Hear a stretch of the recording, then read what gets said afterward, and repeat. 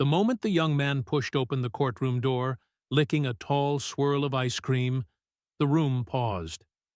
He walked in like he'd taken a wrong turn on the way to the mall. Judge Caprio was reaching for another file when the cone slid into view and made him look up.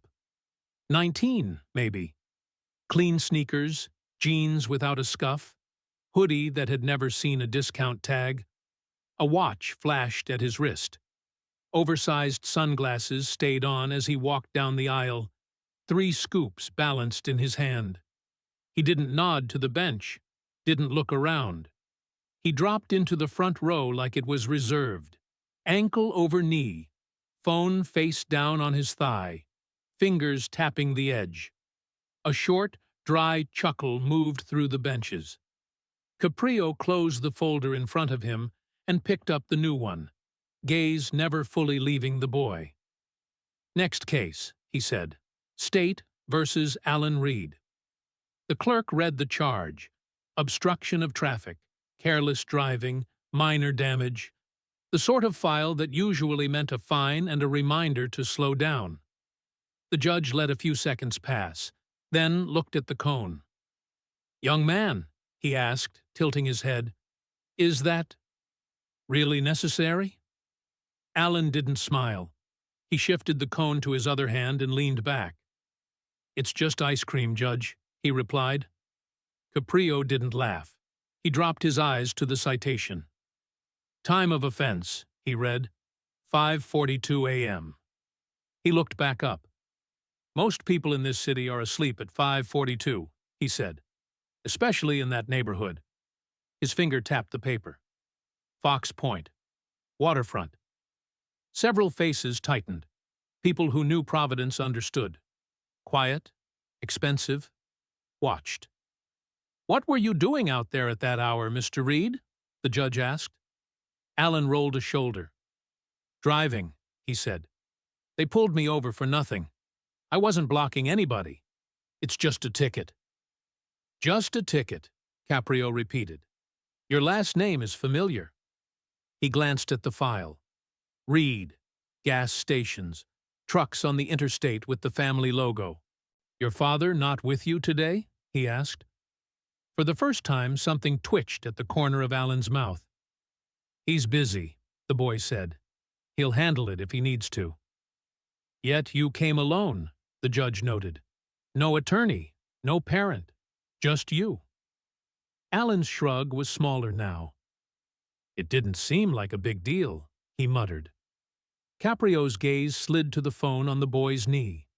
The case was scraped along one corner, plastic peeled back in a pale line. Grit clung to it, the way it does when something skids across asphalt. "How'd that happen?" the judge asked. Alan glanced down, then away. "Dropped it," he said. "Happens." The answer came too fast. The room had gone still. Even the faint crunch of the cone sounded sharp now. A thin ring of melted ice cream crept toward Alan's fingers. Caprio set his pen aside. "Mr. Reed," he said, "did something else happen that morning?" The file still called it a minor offense, but the question hung in the air while the boy who had walked in like nothing could touch him hesitated for the first time. Alan didn't answer right away. He straightened in his seat, pushing the sunglasses higher on the bridge of his nose, as if the tint could hide the sudden stiffness in his jaw. Caprio waited. He'd seen that hesitation before. People who weren't afraid of the law, but afraid of the truth that followed them in. "Let's go back a bit," the judge said gently. "Tell me about that morning. 5:42 isn't a time most teenagers find themselves driving along the waterfront." Alan pressed the tip of the cone against his knee, letting the softening ice cream settle. "I couldn't sleep," he said. "Went out for a drive. That's all." His tone was flat, but too practiced. Caprio scanned the papers again. 19, he murmured. Enrolled at Franklin Shore College. A private institution with tuition that made the benches shift when they heard it. "You've had a few academic warnings." Alan's lips tightened. They're nothing. Everyone gets them. Not everyone, the judge replied evenly. A few people in the audience exchanged looks. A wealthy kid shrugging off consequences.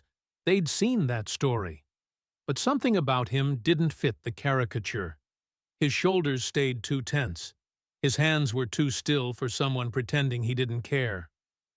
"You seem tired, Mr. Reed," the judge observed. "Rough night?"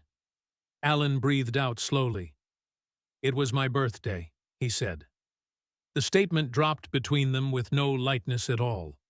No pride, no humor. Just a fact that sounded like a burden. The judge leaned forward slightly. "Birthdays usually come with celebration. Yours didn't?" A quick shake of the head. "Wasn't in the mood." The cone dipped again. A small bead of melted ice cream trailed down his knuckle. He didn't wipe it. "You mentioned you couldn't sleep," Caprio said. "Did something happen at home?" Alan's throat worked. "I just didn't want to be there." He tried to play it off, but the bench reacted. Small, subtle shifts, people leaning in. He wasn't arrogant now. He was cornered by his own honesty. "And you left without telling anyone?" the judge asked. "I don't check in," Alan muttered. "Nobody notices when I'm gone." The words weren't angry. They were quiet, resigned. A crack in the armor he'd worn in. Caprio nodded slowly, almost sympathetically. "You live with your father?" A tight pause. "Yeah." "And your mother?" The boy froze, completely. Even the gentle rocking of the cone stopped. "She's not around," he said, voice clipped. The judge didn't push, yet. He flipped to the back of the file, scanning the stack. "There's another citation here," he said suddenly. "Issued the same night. Different location. Earlier." A ripple went through the benches. "You were stopped twice."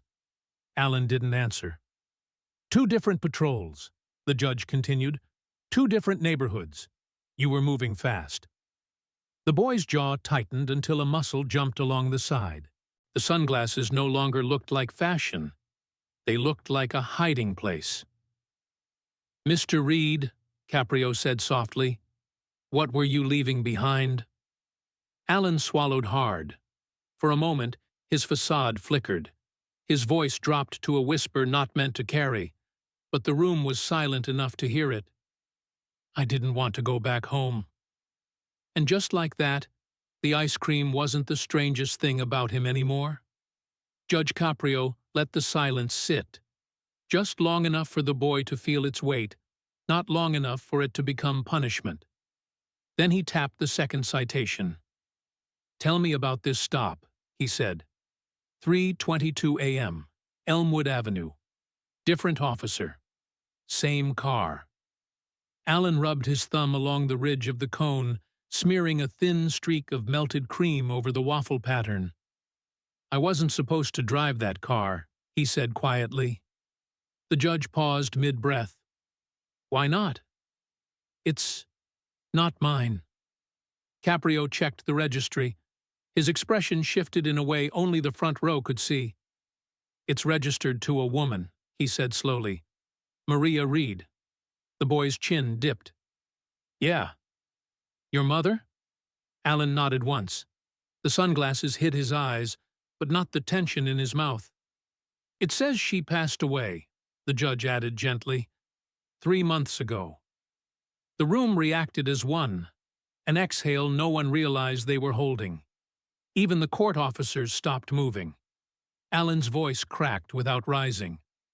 "The car was hers. It's the only thing she left me that he didn't take." "He?" Caprio repeated, already knowing. "Your father?" A muscle twitched along Alan's jaw. "He doesn't like reminders." The judge set the papers down with care, almost as though they were fragile. "So you took the car out at night? Twice? Speeding? Stopped both times?" "I wasn't speeding the first time." "You were cited for reckless acceleration." Alan let out a breath. "I just wanted to get away." From your father? From all of it. The judge leaned back, studying him the way a doctor studies a patient who finally admits where it hurts. You said earlier you were alone that morning. I was. Too fast. Too sharp. Caprio lifted the cracked phone from the file and held it up. This wasn't in your pocket when you dropped it, was it? The boy's shoulders locked. It looks like it hit pavement, the judge observed. Hard, as if you were reaching for something. Or someone.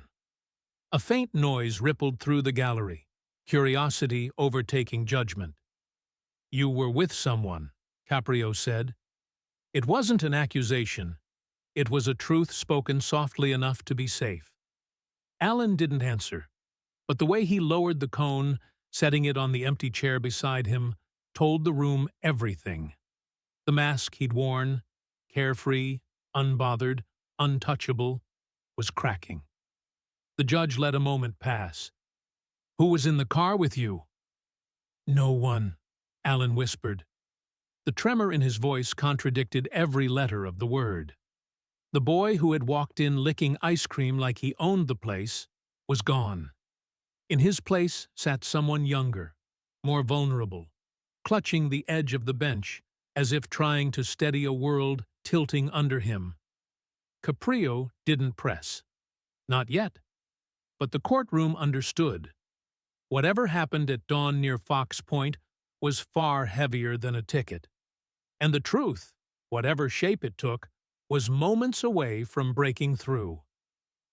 Judge Caprio flipped back to the second citation, scanning it with a different kind of focus now.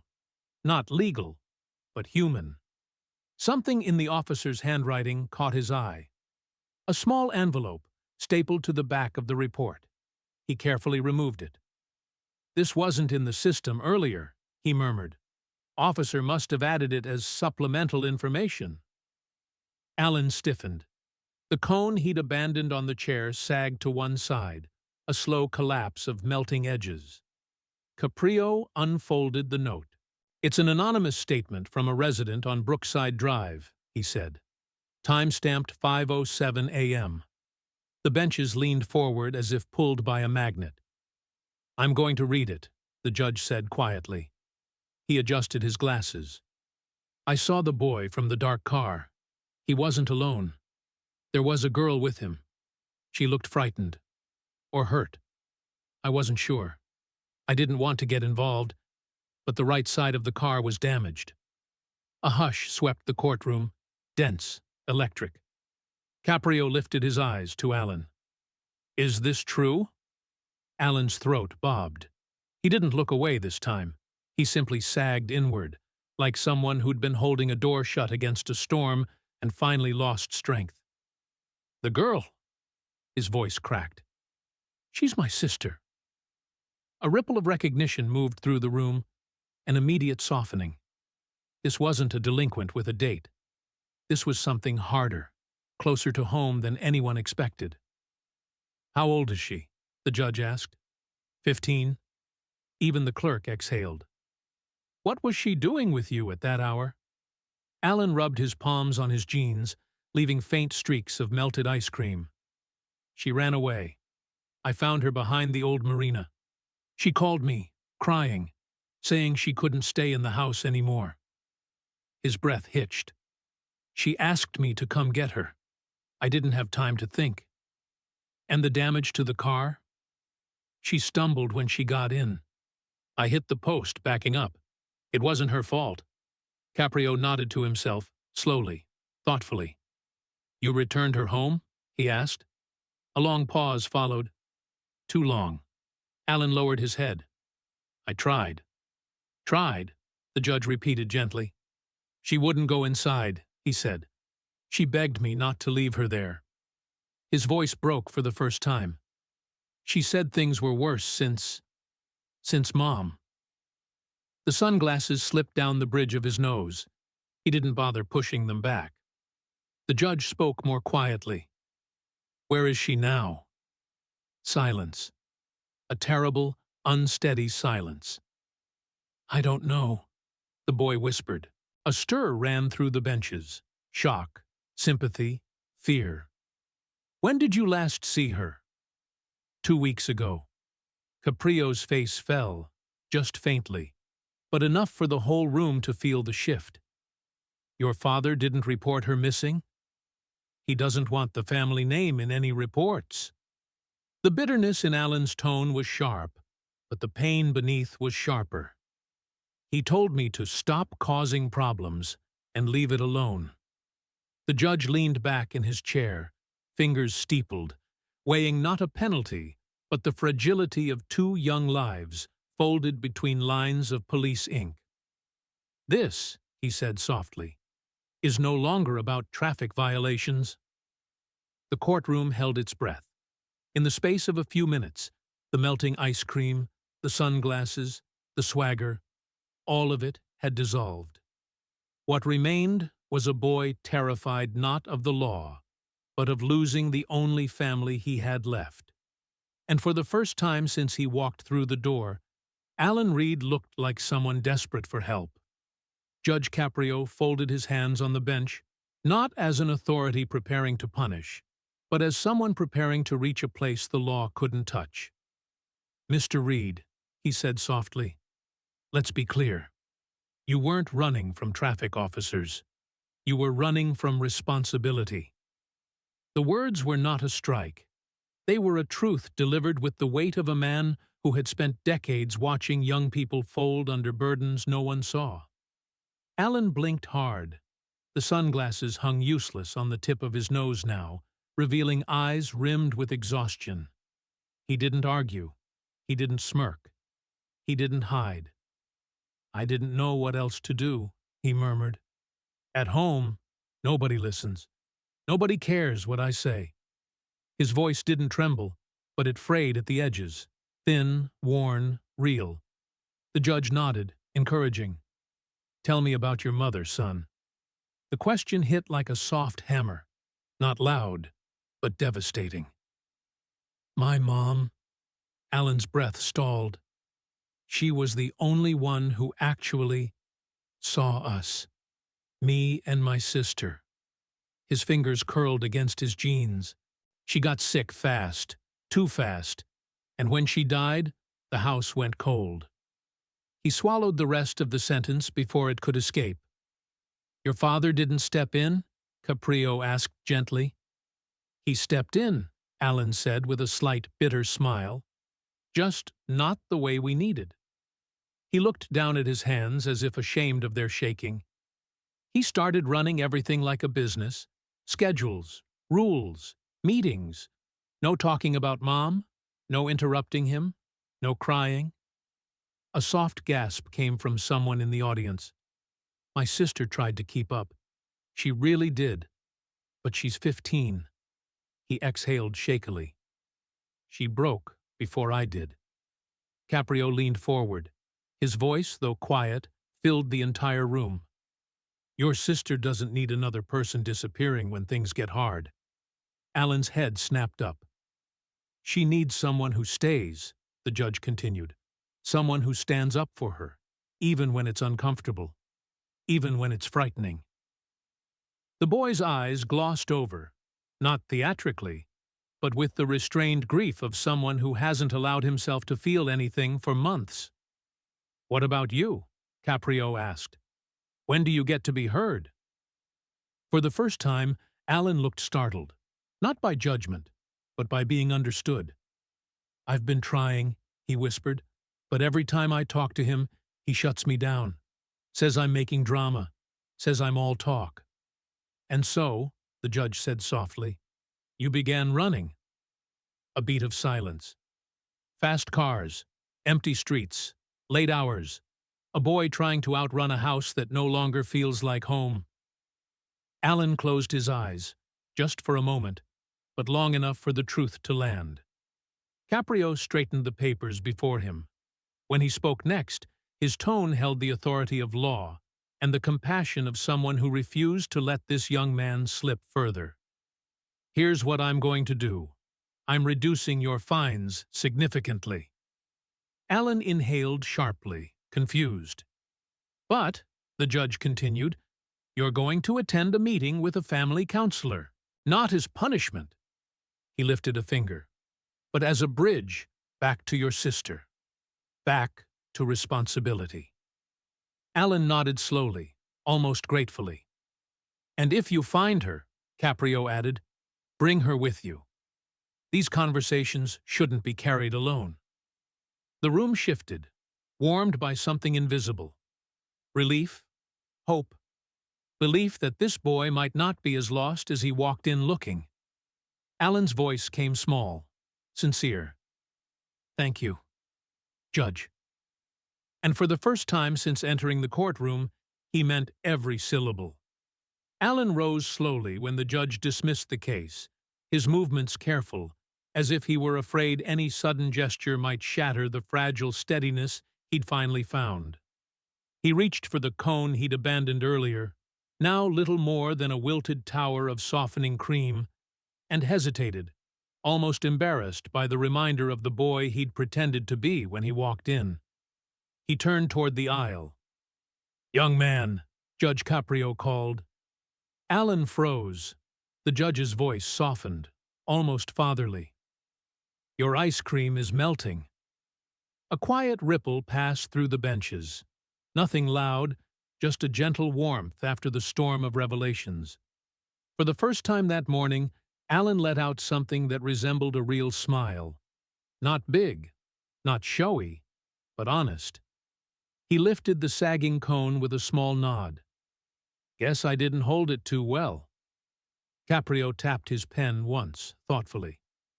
"Responsibility," he said, "is a lot like ice cream. If you don't hold it right—" He paused, letting the room lean toward the words. "It slips away."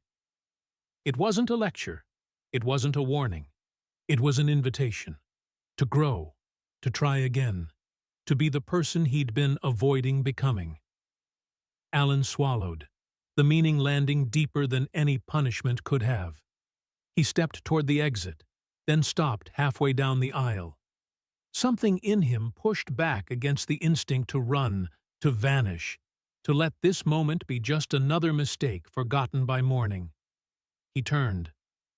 "Judge?" His voice was steadier now. If I find my sister, can I bring her here? Not for court. Just to say thank you?" The question surprised the room, not because of the request itself, but because of the quiet courage it took to ask it. Caprio's expression softened with a warmth that came from decades of understanding young people at their breaking points. "My door is open," he said. "Any time."